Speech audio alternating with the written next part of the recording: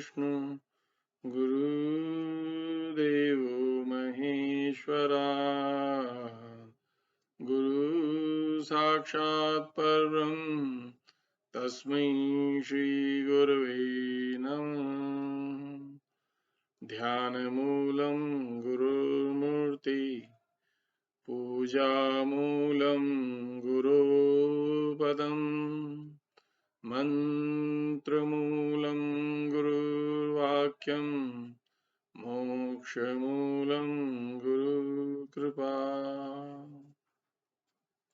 Shivam friends, today we will be reading chapter 49 in which Vishnuji instructs Gadhi to do 10 years of tapas and he attains self-realization. Vasishtha continuing, Vishnu being gone, Gadhi again began to wander about the Bhuta country like a cloud moving about in the air. Having collected a great deal of information about himself in his life as a tribal, he again worshipped Vishnu in the cave of a mountain. In course of short time, Vishnu appeared to him again, as it is his nature to be pleased with a little devotion made with sincerity of heart.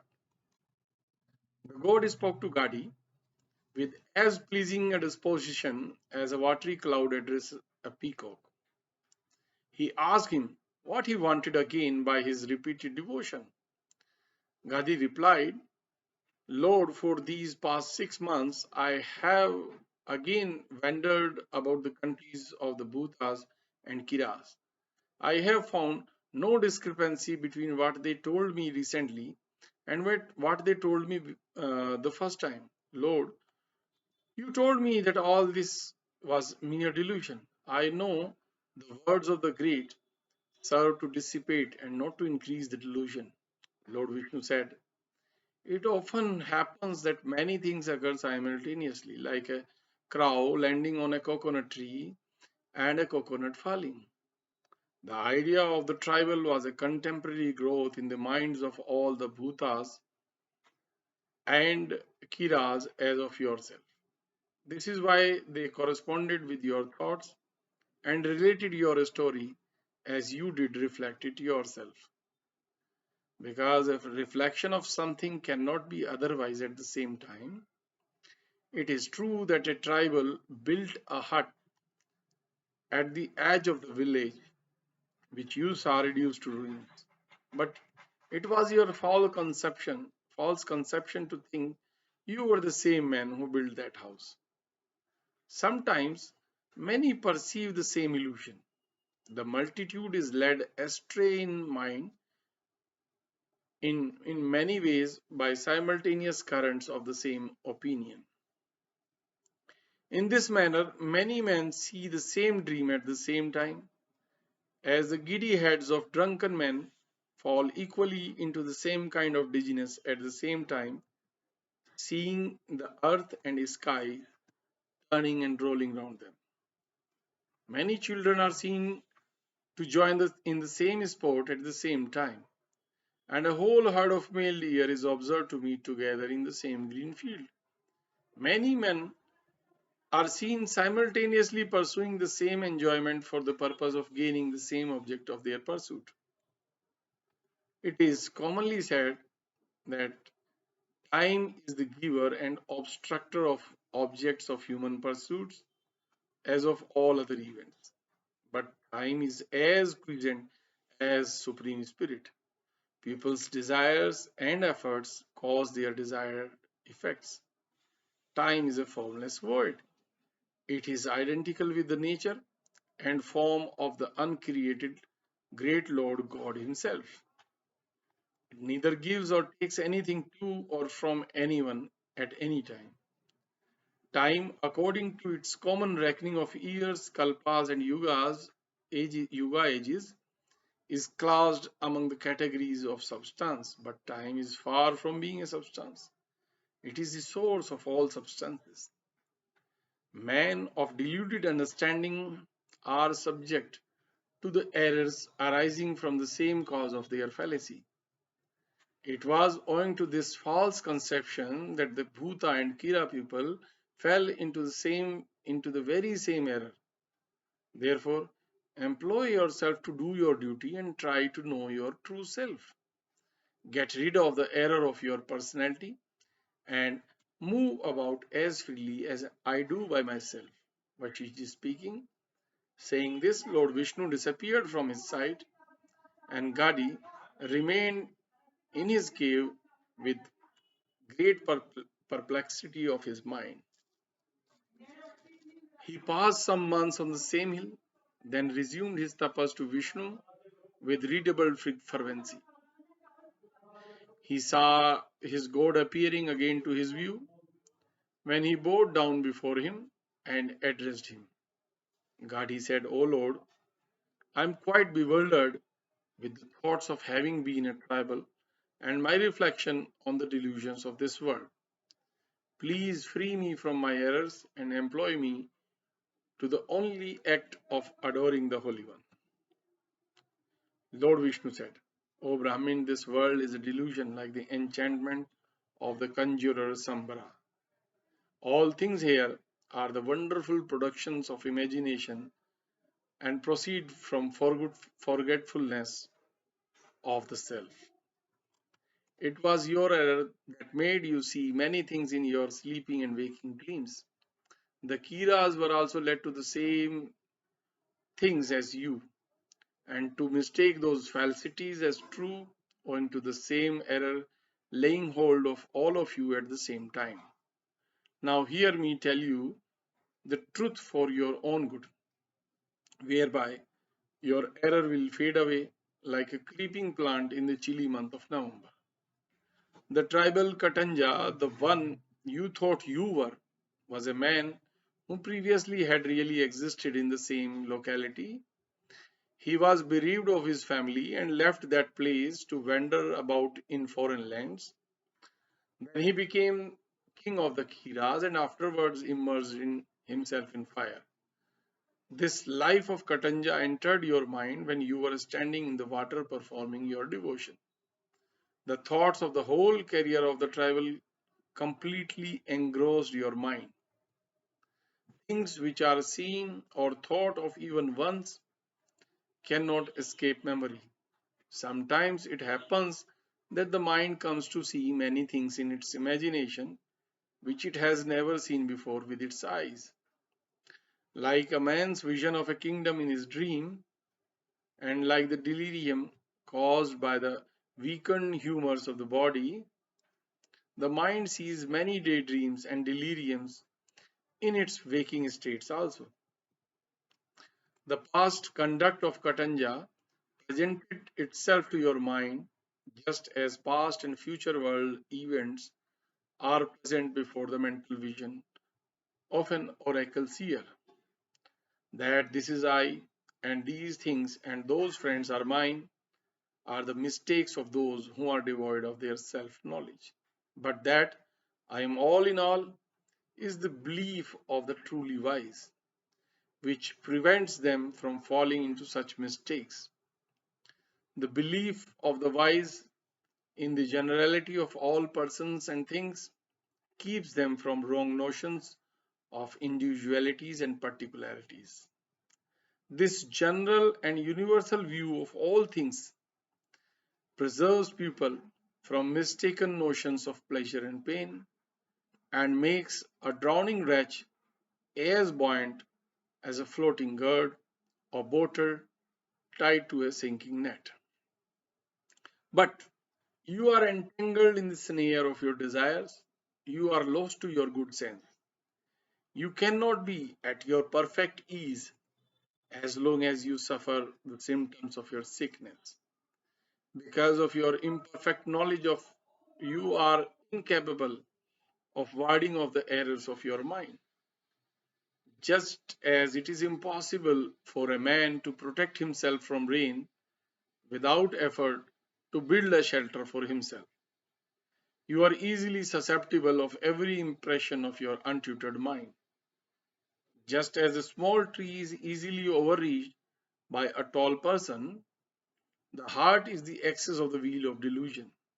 If you can stop the motion of this central power, there is nothing to disturb you anymore.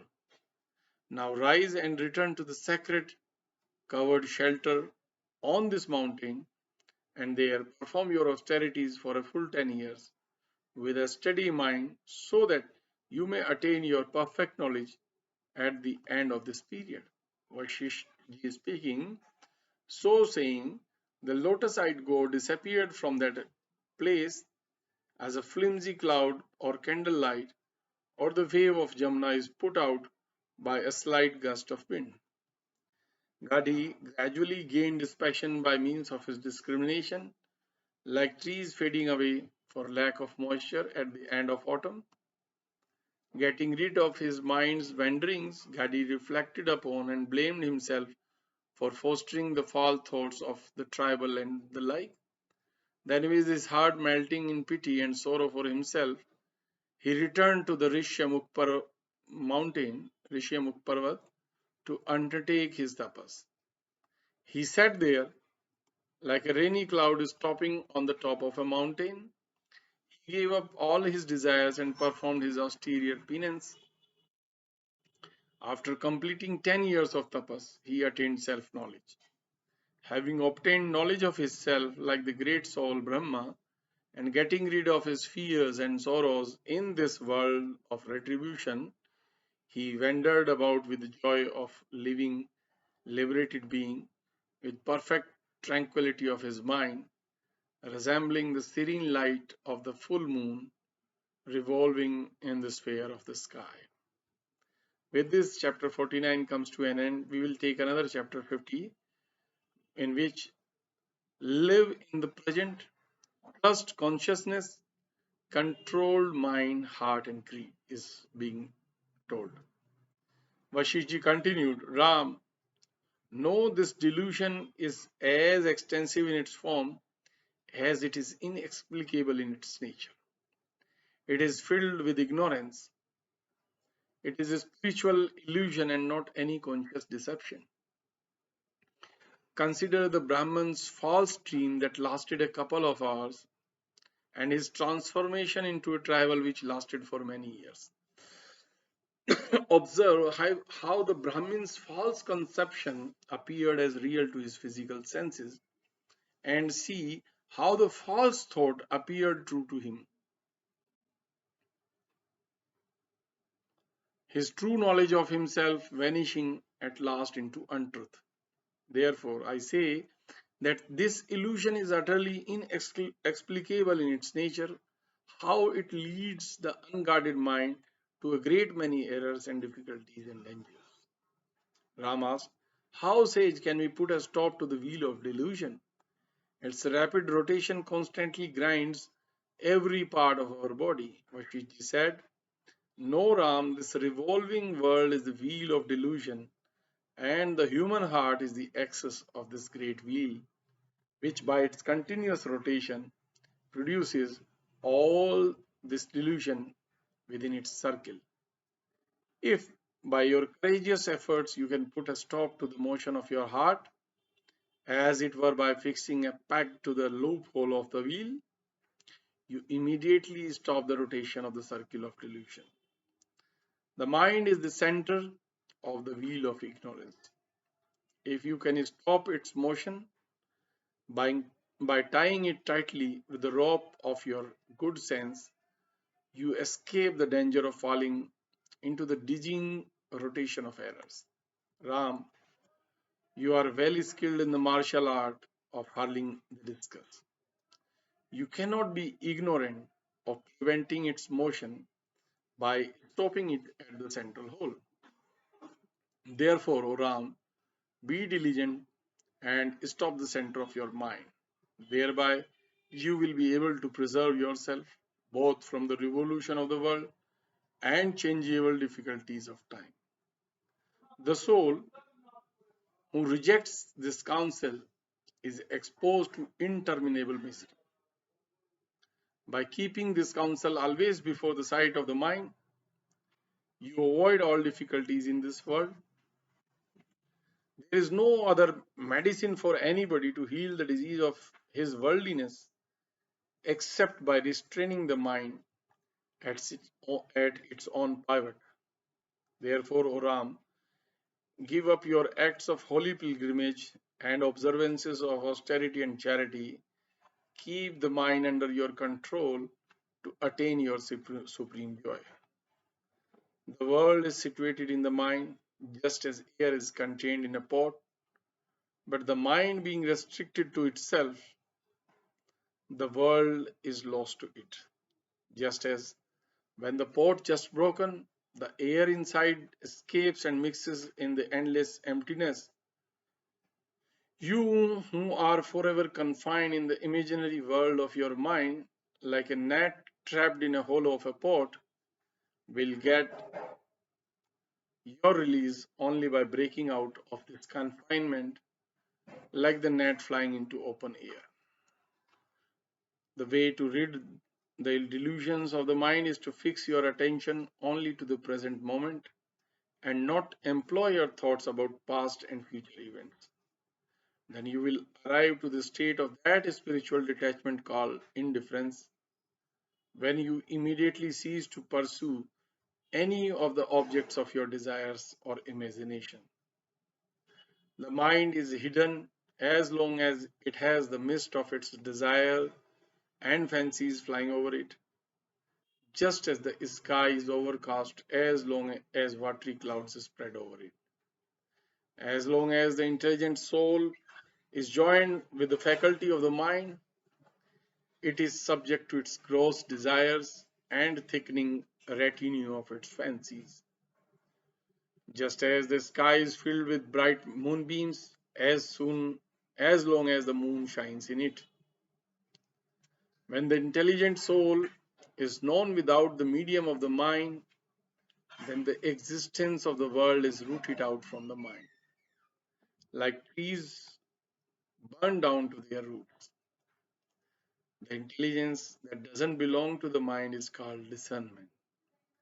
It has a nature unconnected with thoughts or desires and is free from the foulness of the fumes of fancy. Discernment is truly the state of truth and of true joy. It is the true state of spirituality. It is an omniscience, having all clear vision of its own and seeing all things in itself. It is quite unconnected with any mental operation, and it is enlightened by the light of the Spirit. Whenever the mind is active, it invariably is accompanied by desires and the senses of pleasure and pain. Feelings and passions accompany the mind just as the ravens accompany a cremation ground. The minds of the intelligent are not without action, but they are aloof from feelings of desire by their knowledge of the vanity of earthly things. Though these feelings are contained like plants in the seed vessel of their mind, yet they are not allowed to germinate in its sterile soil. The wise have come to know the insubstantiality and uncertainty of all worldly things and events by their knowledge of the nature of things, by their acquaintance with the scriptures, by their association with holy men, and by their habitual observance of the practices of a pious and saintly life. They have forcibly withdrawn their minds from ignorance by their determined efforts to gain the true knowledge of things. They have strenuously applied them to the study of the scriptures and the good conduct of righteous people. Only the pure soul has sight of the Supreme Spirit, just as a gem's brilliance makes it discernible in the waters of the deep and allows it to be distinguished from darkness. As the soul naturally desires to get rid of things when it comes to know, is attended with pain, so the soul is the sole cause of knowing the Supreme. Therefore, be free of your thoughts of all other things, both in your waking and sleeping states. And when you talk or think of anybody, give or receive anything, rely and reflect only on your consciousness. Constantly watch the secret admonitions and intuitions of your consciousness. Whether when you are born or going to die, or do anything or live in this world, be steadily attentive to your conscious self and you will perceive the clear light of the soul. Leave off thinking that this is I and that is another, because all are alike before the Lord of all. Give up wishing this for yourself and that for others, for all things belong to God. Rely solely on the one, and that is your internal consciousness alone. Be of one mind in your present and future states of life and continue to investigate into its various phases in your own consciousness. In all the changes of your life, from Bollywood to youth, from boyhood to youth, and old age, and amidst all its changing scenes of prosperity and adversity, and also in the states of your mind, in the states of your waking, dreaming, and sound sleep, remain faithful to your consciousness.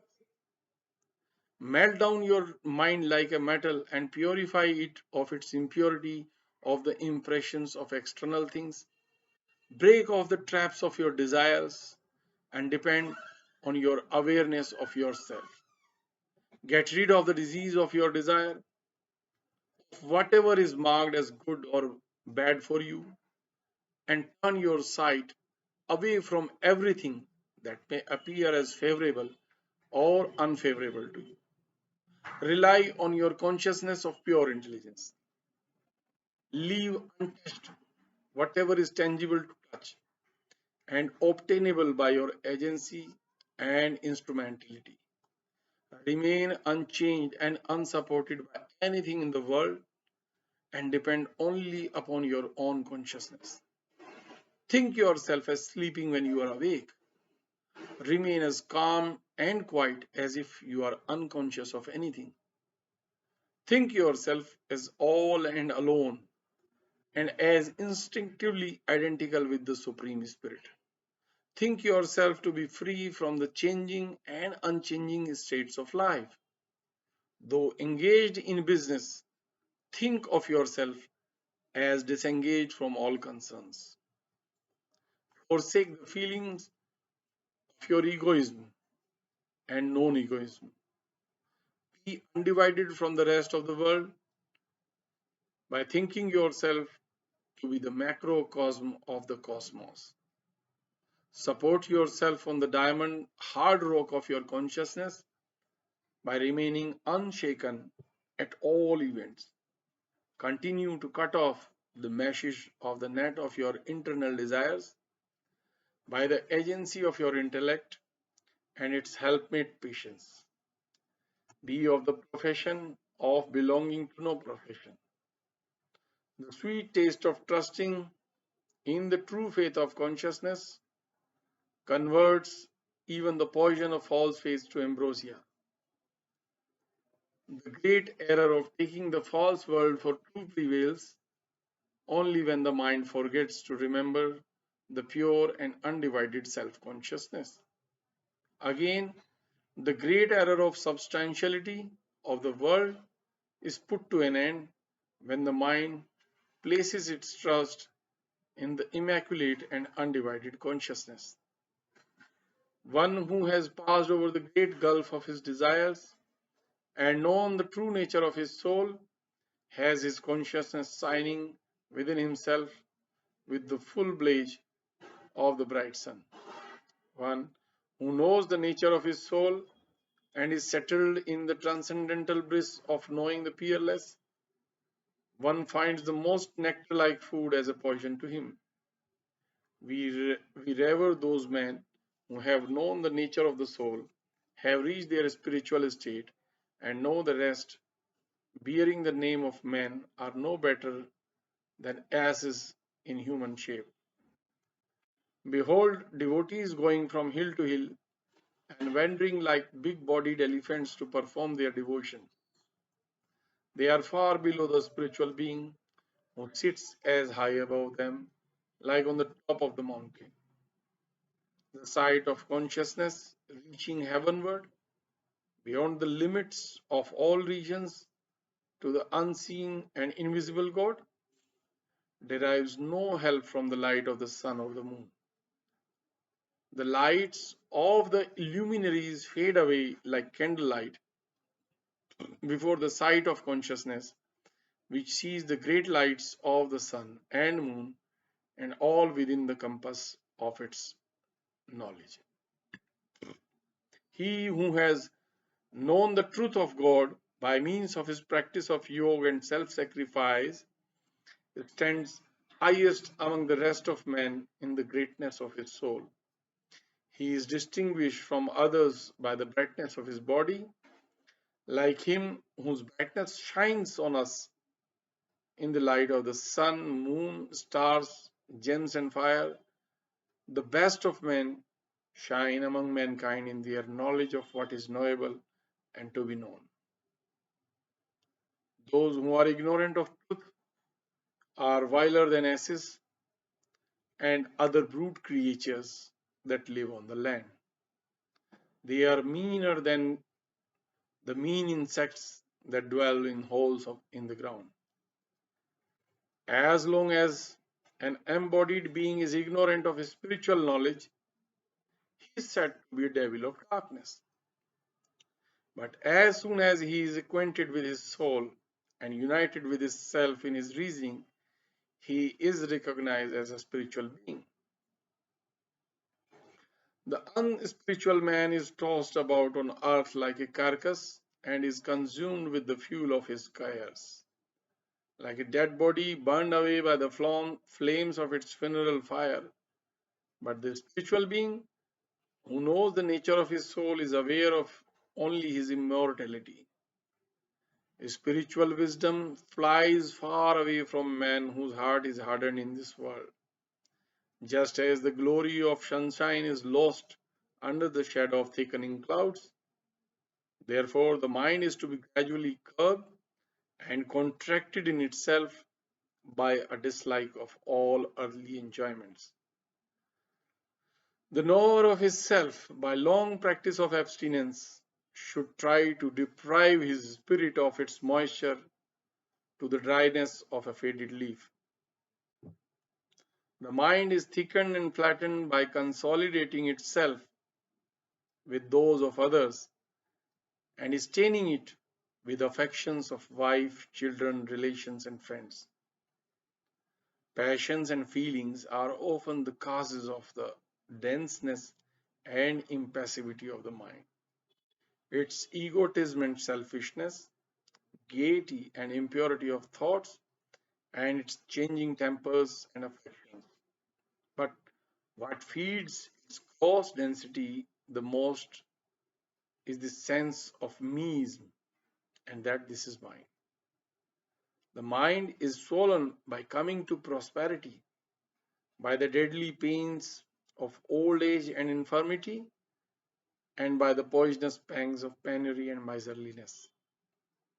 The mind grows lusty in its expectation of some good and under the afflictions of disease and danger. It grows stronger with enduring what is intolerable and doing what ought not to be done.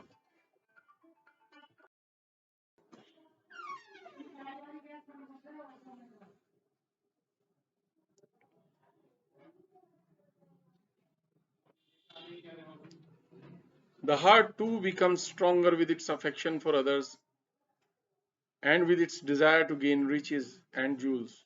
It becomes lusty with its craving for woman and in having whatever is pleasant to it for the moment. The heart, like a snake, is swollen huge by feeding on false hopes like air and by breathing the empty air of passing delights and pleasures. It is pampered by drinking the liquor of fleeting hope and moves about in the course of its endless expectations. The heart is strong in its enjoyment of pleasures, however injurious they are in their nature. Though situated inside the body, yet the heart is subject to brooding in disease and uneasiness and under a variety of pains and changes.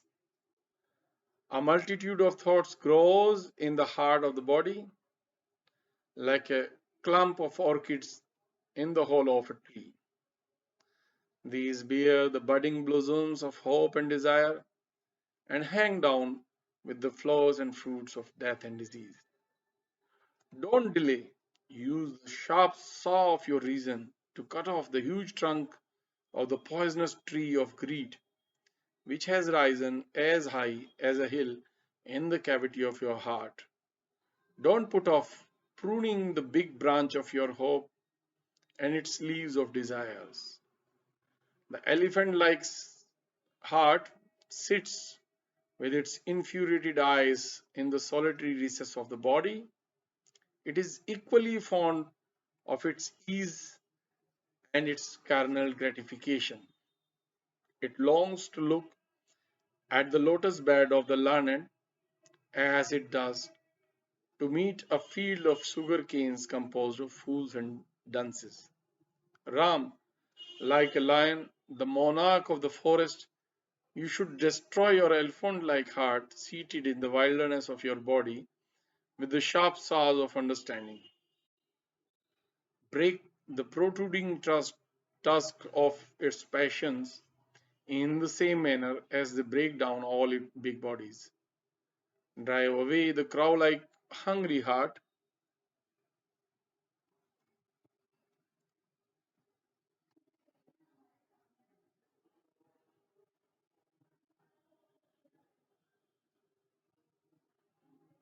from within the nest of your bosom.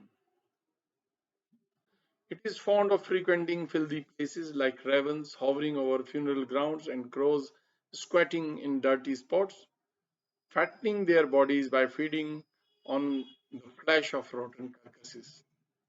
The heart is cunning in its craft and too cruel in its acts.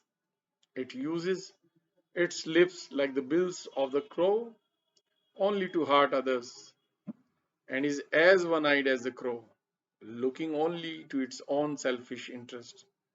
The mind is black all over its body for its black purposes and deeds. Drive your raven like heart far away. It sits heavy on the tree of your soul, intent on its wicked purposes and grating the ear with its jarring sound. It flutters everywhere at the scent of putrid bodies to pollute its nest with foul putrescence of evil intents. There is a destructive, hideous greed wandering at large like a demon, lurking in ambush in the dark cavity of the heart as in a dreary desert. It assumes 100 forms and appears in 100 shapes, pursuing its habitual courses in darkness. Unless and until you drive away this wicked demon of your heart from the abode of your intelligent soul, unless you drive it away with your discrimination, dispassion, and power of mantras and tantras, you cannot expect to be successful in your endeavors. Moreover, there is a serpent like mind hidden under the skin of the body, with its poisonous thoughts frothing at the mouth like the destructive venom of mankind. It is continually breathing in and out like a pair of bellows, like a snake for the destruction of all other persons. O Ram, you must subdue this great serpent of the mind that lies hidden in a cell of the cellular simultree of your body. Use some mantra formula pronounced by the Garuda of your intelligence and thus be free from all fear and danger forever. O Ram, repress your vulture like heart that bears a greed for dead bodies that cannot be satisfied. It flies about everywhere, annoyed by hungry crows and kites. It rests in desolate cemeteries. It ransacks all quarters in quest of its meat of living and dead bodies, and lifts its neck to watch for its prey when it is sitting silently with patience. The vulture like heart flies far away from its resting tree of the body and must be diligently restrained from its flight. The monkey mind wanders through forest everywhere and passing quickly beyond the area of its birth in search of fruit. It outruns the bounds of its native land and country. Thus, being bound to nowhere, he derides the multitude that are bound to the toils of their homes, confined to their native climate and soil. The big monkey mind that plays on the tree of the body, its eyes and nose like the flowers of the tree, and having arms for its branches and fingers for its leaves, ought to be checked for one's success in anything. The illusion of the mind rises like a cloud with mists of error. It lays waste to the good harvest of a spiritual knowledge. It flashes forth lightning from its mouth to burn down everything and not to give light on the way. It showers damage upon ripened crops, and it opens the door of desire. Give up seeking the object of your desire, which are situated in the airy region of your mind. Exert your energy to drive off the clouds of your mind in order to obtain the great object of your aim. The mind is as a long rope that binds mankind to their constant acts. It is impossible to break or burn its knots in any way except by one's self knowledge. Its bond of reincarnation is painful to all until they obtain their final emancipation. O Ram, use your lack of desire to boldly break the bondage of your mind that is bound fast in an infinite number of bodies to the chain of their reincarnation. Enjoy your freedom without any fear forevermore.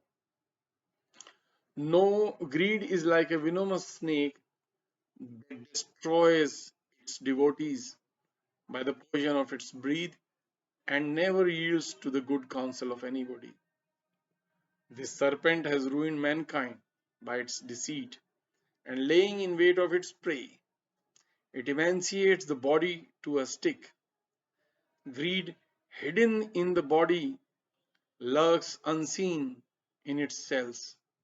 It is like a dark cobra in form. It must be burned to death by the fire of detachment for your safety and security from all evil. Now, put your heart to rest by the intelligence of your mind and gird yourself with the armor of purity for all your own defense. Forsake your unsteady mind forever and remain like a tree that is not infested by the apes of passion. Purify both your mind and body with the sanctity of your soul. Be fearless and quiet by the aid of your intelligence and calm composure of your consciousness. Think yourself as lighter and meaner than a straw, and thus enjoy the sweets of this world by going across it to the state of transcendent bliss in this life. With this chapter 50 also comes to an end. We will again meet for the reading of chapter 51 onwards. Until then, Shivoham, friends. Shivoham.